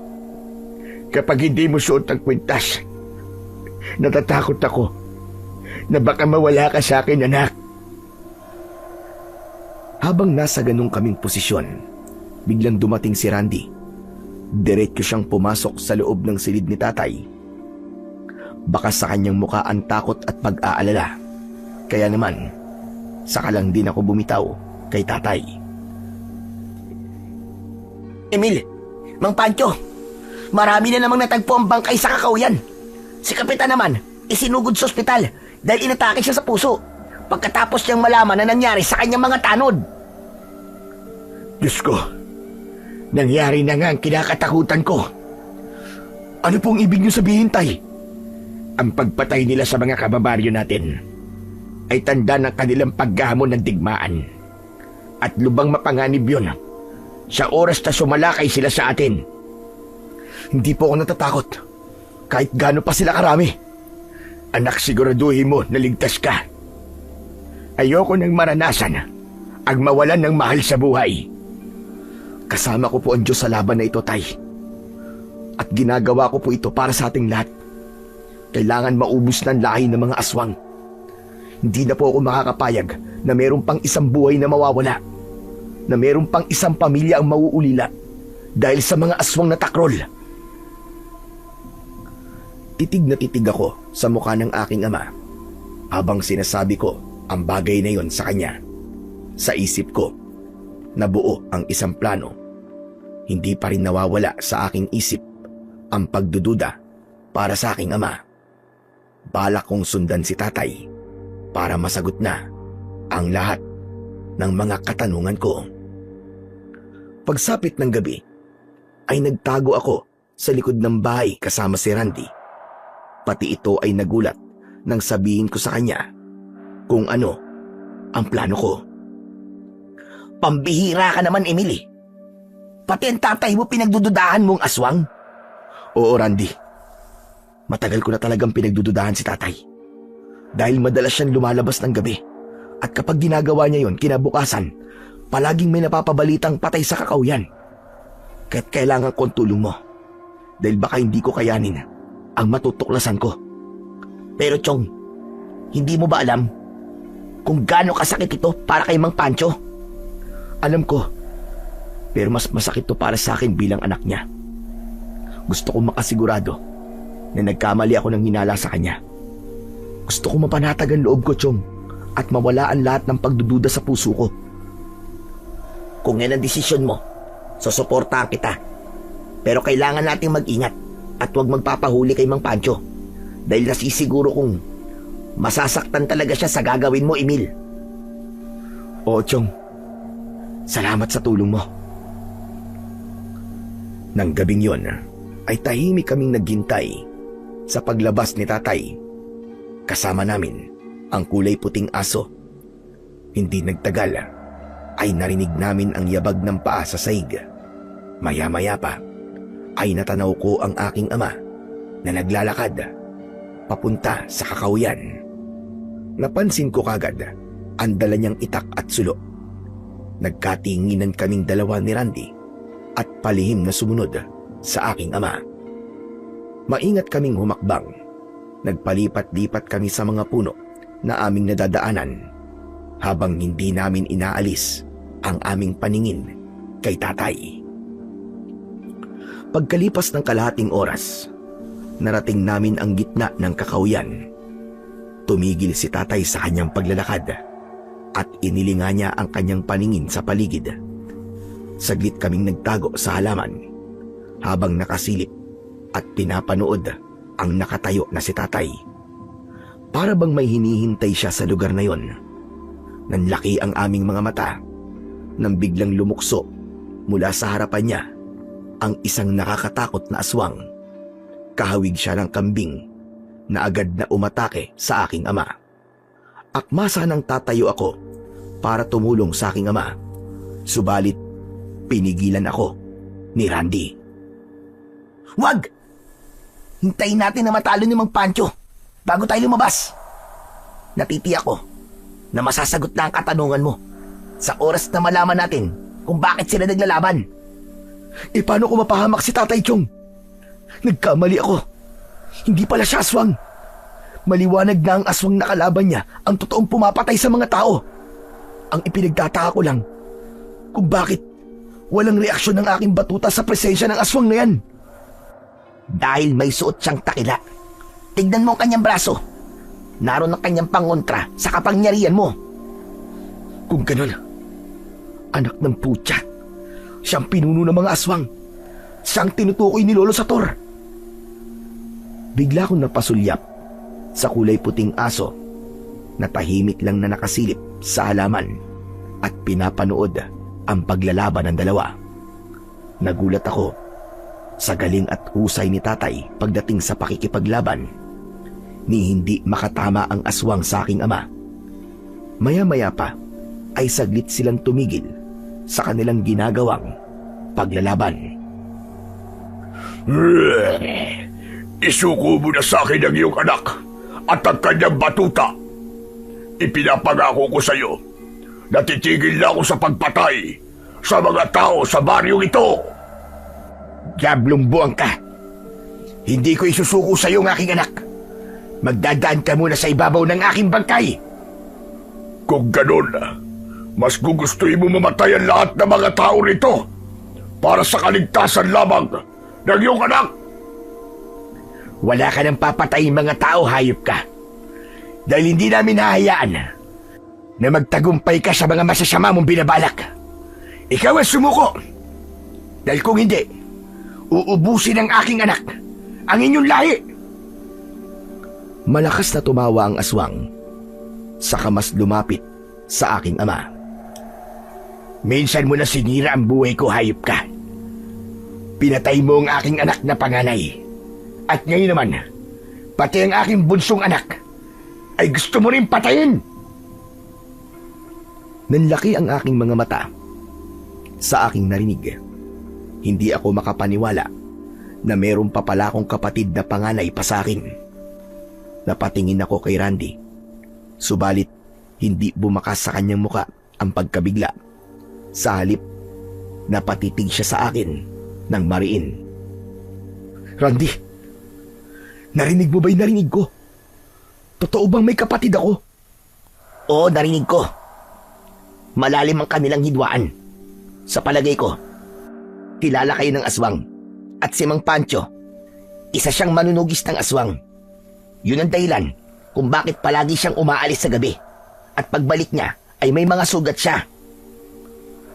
Lahat ng pagdududa ko ay nawala at napalitan ng pagsisisi. Dahil hinusgahan ko ang aking ama, muli kaming nakinig sa kanilang pinag-uusapan. Sige na, isuko mo na sa akin ang iyong anak. Nakita ko sa kanya ang mahiwagang batuta. Hindi ko isusuko sa iyo ang aking anak. Hindi mo makukuha sa akin si Emil.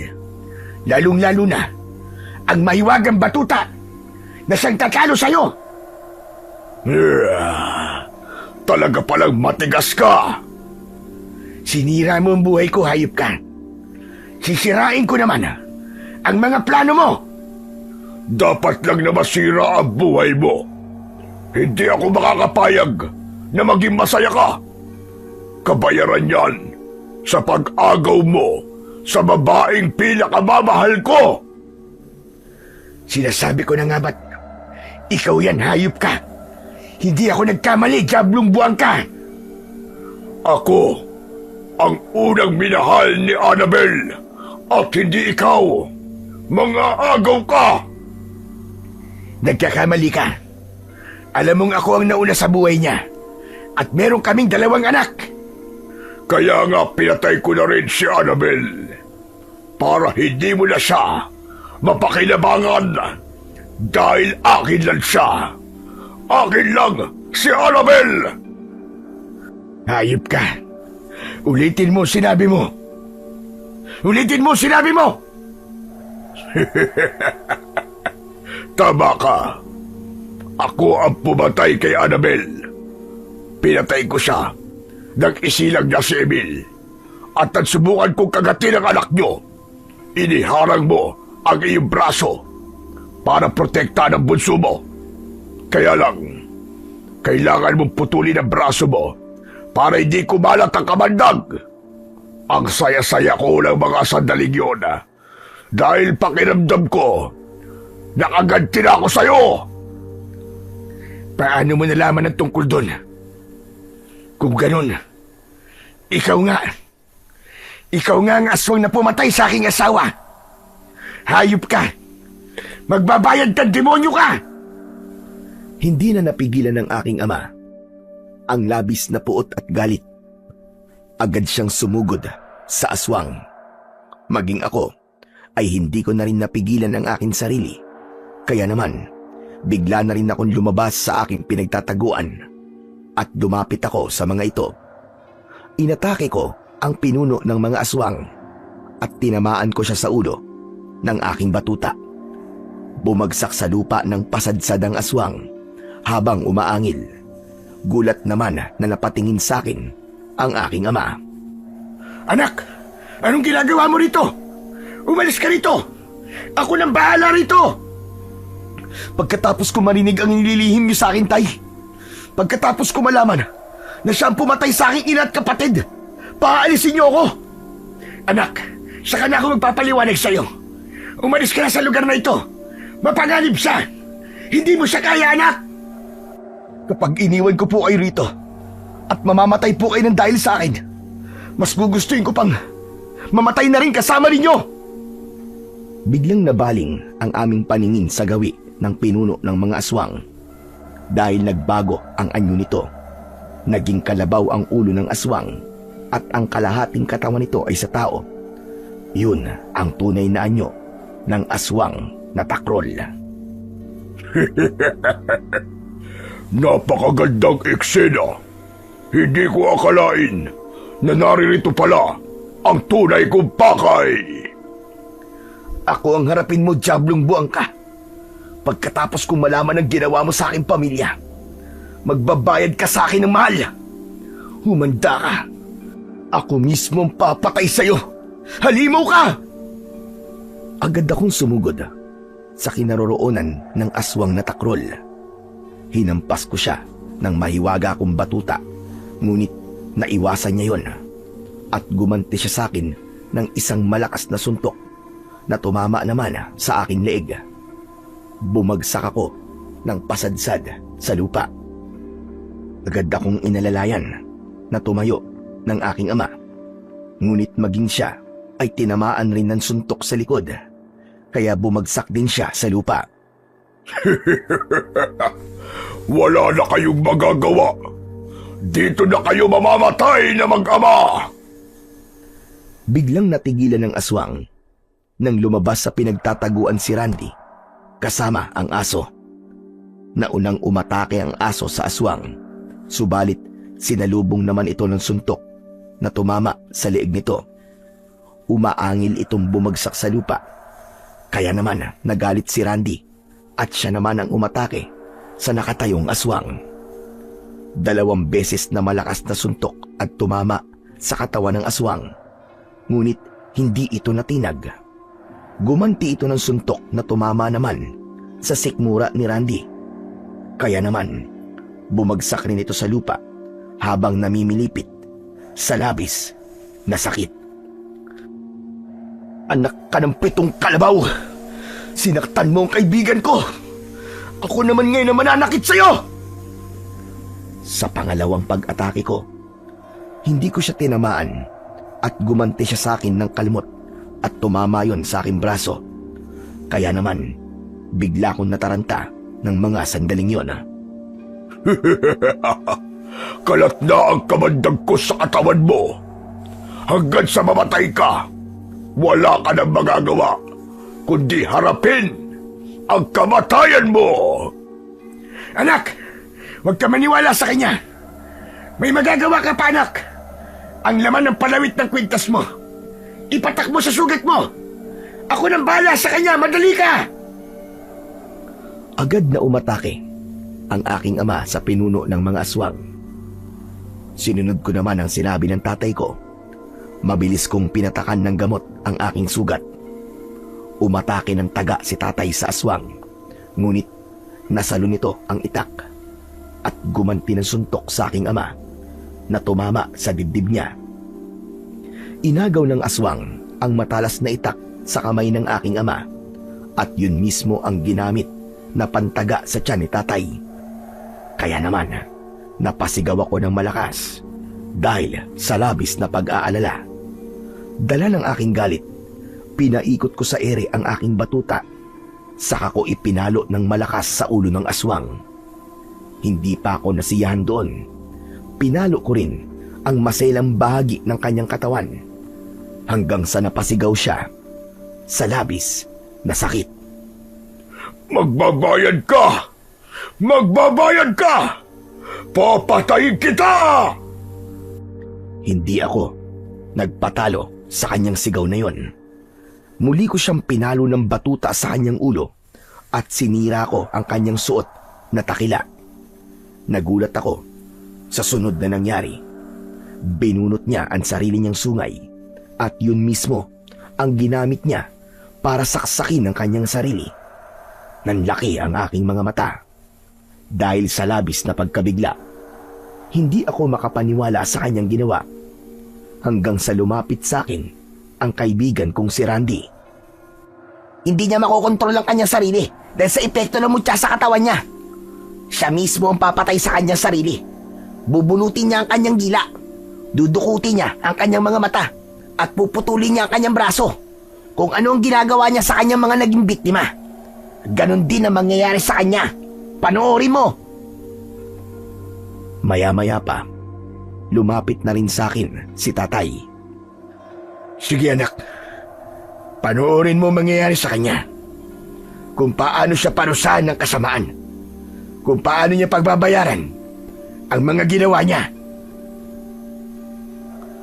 Hindi ako makapaniwala na ganun pala kalala ang epekto ng batuta sa katawan ng pinuno ng mga aswang na takrol. At nang masigurado ko na hindi na siya makakalaban pa, pinalo ko siya ng aking batuta sa kanyang ulo. Nagbago ang kanyang itsura at nagulat ako nang tumambad sa aking paningin si Mang Omar. Anak ng putya!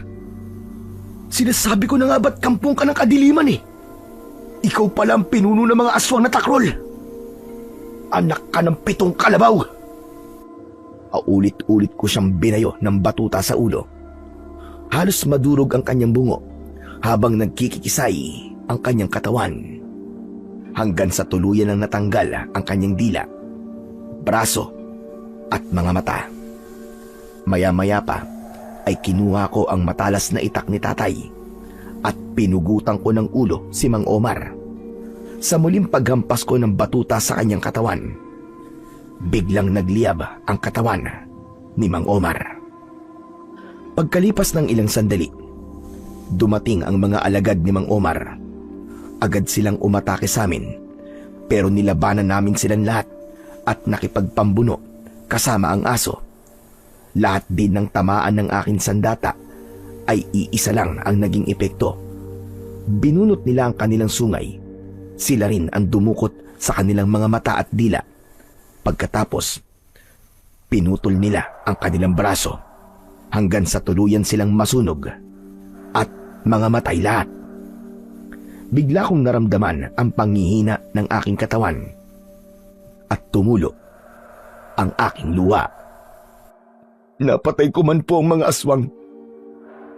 Natalo man po natin ang kampo ng kadiliman. Subalit, hindi na may babalik ang buhay ng aking ina at kapatid. Kahit ganun na nangyari, anak, nabigyan mo naman sila ng hustisya na ipaghiganti mo ang pagkamatay nila nang dahil sa hayop na aswang na yan. Mang Pancho, Emil, hindi po totoong namatay ang inyong anak na panganay. Buhay na buhay po siya. At siya po ay walang iba, kundi ako. Nagulat kami sa sinabing ni Randy. Hindi kami makapagsalita. Mas lalong nanlaki ang aming mga mata nang pati ang aso na kasama namin ay biglang nagbago ang anyo at naging si Lolo Sator. Tama ang inyong narinig mula kay Randy. Buhay ang panganay mo, Pancho. At yun ay si Randy. Ako ang nag-alaga sa kanya. Nakita ninyong pagbabago sa aking itsura. Yun ay dahil sa ito ang totoo kong pagkatao. Isa kong maligno na may dugong tao. Pero, paano po nangyari yun? Ang sabi sa akin ni Annabel, inatake sila ng aswang at namatay ang aming anak. Yun ang naisip namin paraan para mailigtas si Randy. Gagamitin siya ng kasamaan dahil layunin ni Omar na kunin ang anak ng manunugis. Si Annabel ay aking anak. Kaya alam niyang manganganib ang buhay ng kanyang mga anak. Tama kayo ng narinig. Tunay kong anak, si Annabel. Ano po? Ang ibig niyo pong sabihin, totoo ko po kay Lolo?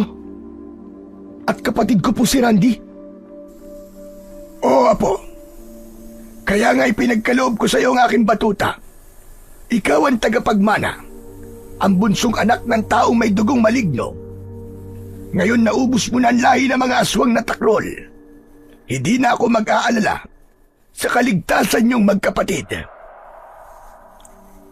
Yun din ang dahilan, Tol, kung bakit mas pinili kong maging tanod para mapalapit ako sa inyo at makasama ko si tatay. Salamat sa Diyos.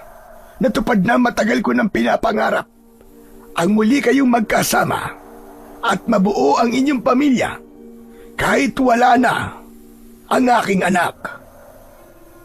Hindi ako makapaniwala sa revelasyong nangyari sa buhay ko.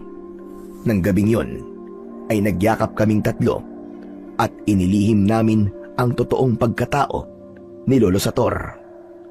Humingi na rin ako ng tawad kay Rigor na siya namang pumalit na kapitan sa aming baryo sa Capiz.